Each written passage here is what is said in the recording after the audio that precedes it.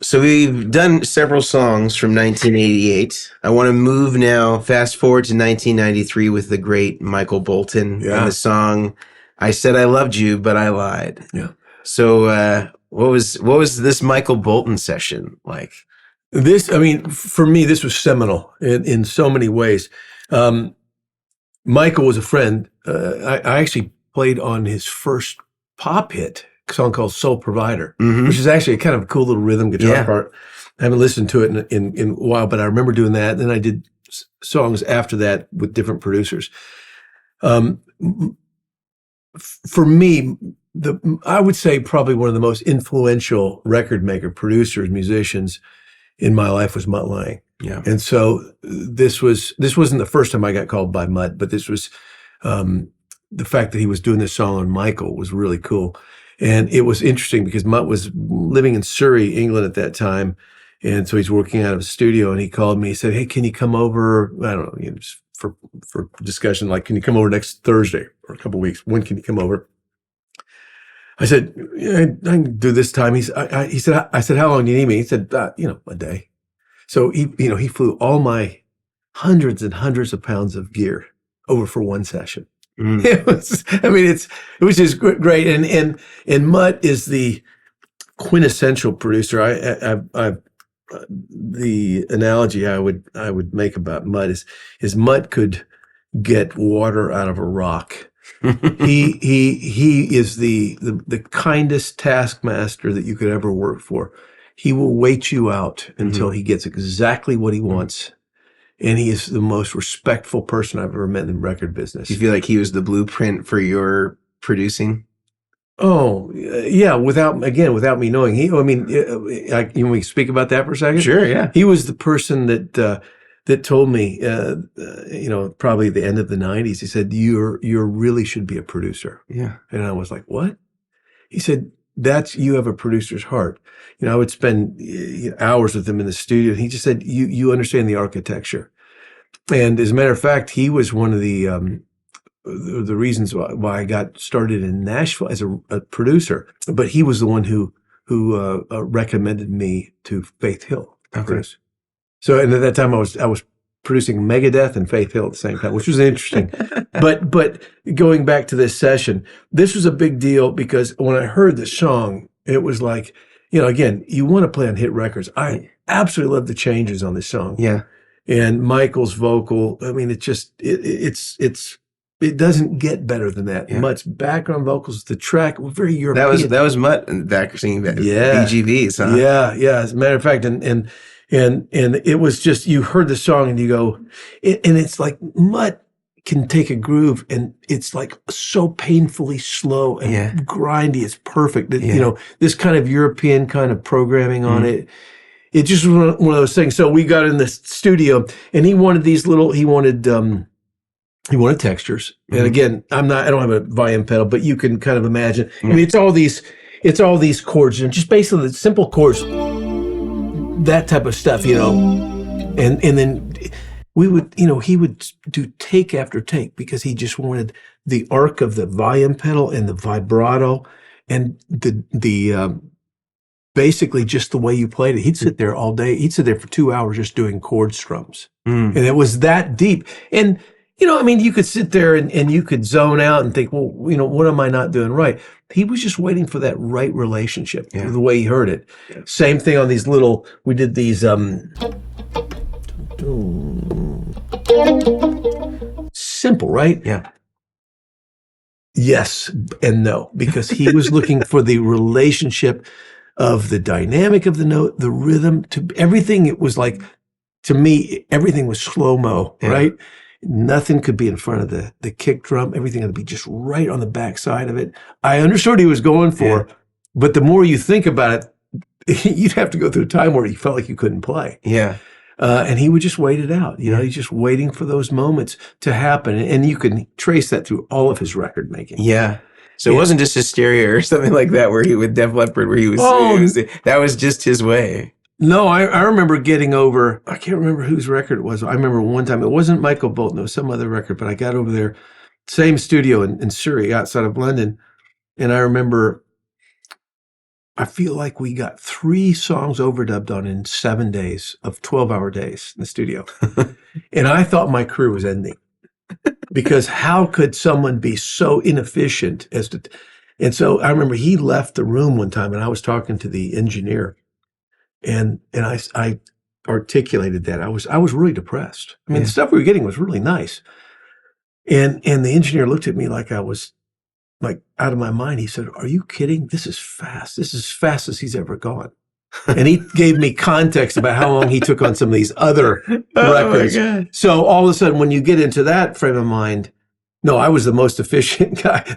It was just the opposite of my take on it. Yeah. But that was the process. And it wasn't a process that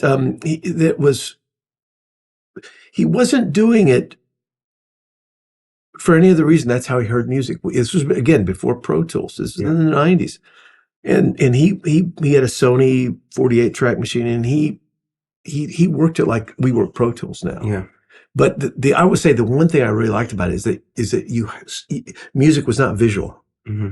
That point, we weren't looking at screens, right. And it was just a really good time to be making music. But learning, I would say, architecture. Obviously he was one of the premier rock producers of that time. But you can hear the passion in this record. And then the other story, which hopefully I can play for you on acoustic, the solo. Because when we were done with the session, after however long it probably took longer than I even remember it. All these little parts that sound like they're so simple, got him. He was happy. And this, of course, it's not just getting those parts. We probably auditioned, 80% more than what we kept. And then I said, "Is that it?" He goes, "Yeah." And I said, "Well, what about that solo section?" And he said, "Well, I wasn't going to do guitar solo on that. I mean, he was going to do a different instrument." I said, "You got to let me play a solo." I flew over for one day to England. Yeah. And he said, "All right, whatever. You want to play?" I said, "Yes, I want to play beautiful changes." Yeah. So he didn't want electric guitar solo. And so I said, "Well, I got an acoustic electric here." And it was one of those PV, it was hollow solid body. Yeah. It's just a piezo pickup on it or something, or? I don't even remember. I don't have a guitar. I mean, no disrespect to PV, but it wasn't a high cost instrument, Okay. And when I listened back to it, I love the solo, but it's like he probably used 5 compressors in the chain. It sounds like, and he got music out of that, because it was more about the melody. Is it a steel string or a nylon? It was steel, but it sounds like a nylon. So it must have been a lot of compression. It was a ton, but that was another thing I learned from Mutt too. I go into this great rock producer's studio and I said, what are you guys using on these? Well, whatever, stereo or something like that. And the engineer showed me this little equivalent of Rockman. It was called Rock Box, the British version. The nice thing about it, you could take off the chorus.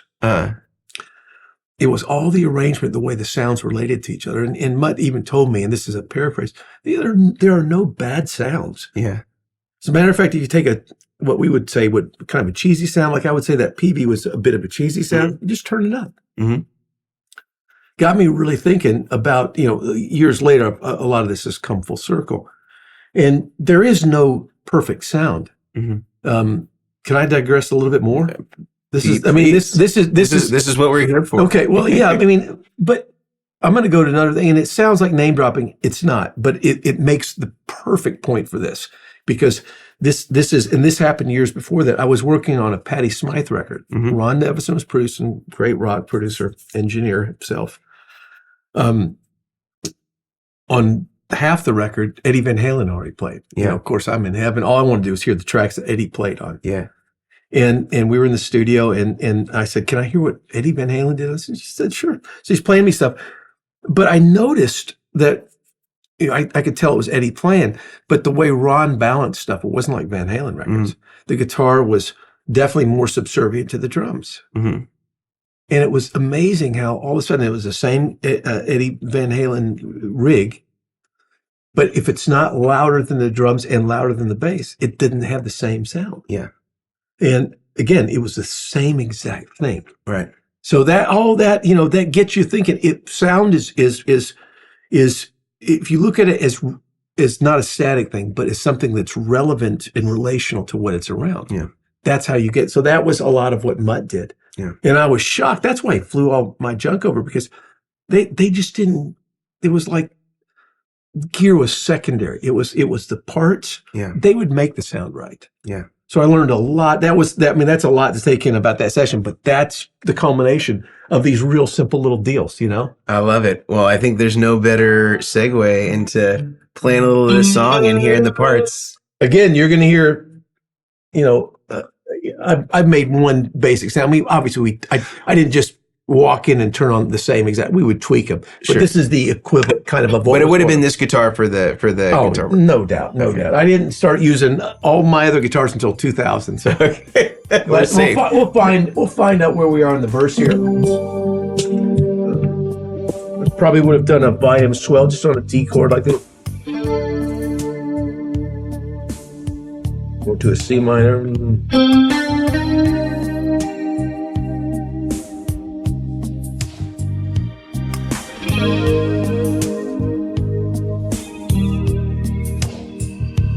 And I remember this.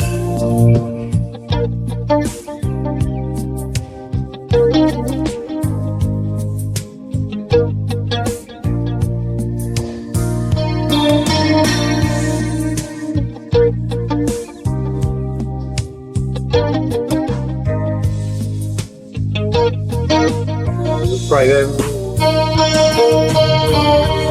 And now, in the chorus, there was this part, not this sound. It's like almost country sound right here.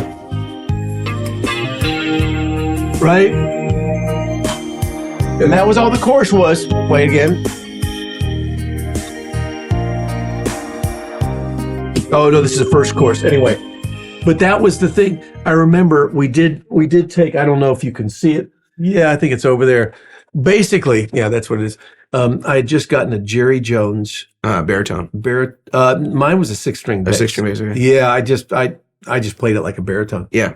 But Mutt, I remember he was absolutely consumed at that time. I think he was dating Shania. Okay. That's why he would leave the room and I wouldn't see him for hours because he was on the phone chatting up his soon-to-be wife. But he loved, like, he would talk about country music. And he knew at that point knew very little about country music, but he would reference it. And he said, I kind of want this kind of almost this Memphis thing, or like, I don't know what you'd call this cowboy thing. Mm-hmm.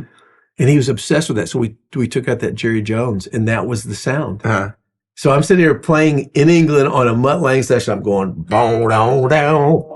you know, and he was ecstatic about that. Yeah. And that was pretty much, I mean, excuse me, volume pedals, jangly chords, that little bit of rhythm in the B section. Yeah. And that was it until I got to play the solo. Yeah. Love it. You want to hear the solo? Let's do it. That's all I cared about. Yeah, let's do it. Yeah. Okay. I'll just use an acoustic guitar because I don't have the PV anymore. I figured this out the other day. I just listened to it, and I have to say, I'm a melody guy. Yeah. I just love melodies. So this, for me, the fact that I played on an acoustic guitar, I wish it was on an electric guitar, but I've always been very proud of how simple this is. Let me see if I can find it real quick. I started, it's going in E minor, but it starts on a D chord. Okay.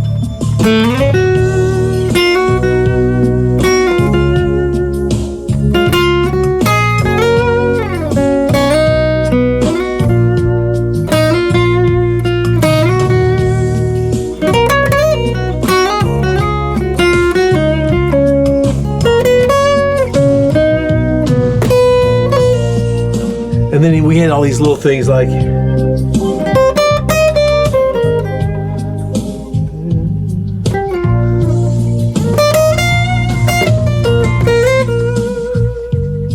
probably easier band.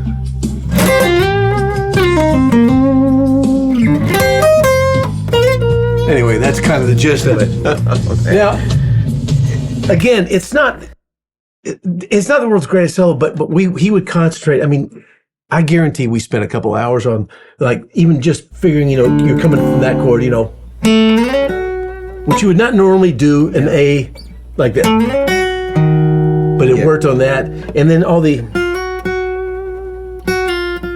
And it had a bit of almost a Spanish kind of flavor. Yeah, that's why I was like certain it must have been a nylon string, because the whole sensibility of the thing and kind of how you're rolling into some of the notes and stuff like that, like the kind of the rake thing, you know. Yeah, and the dynamic, even like we'd get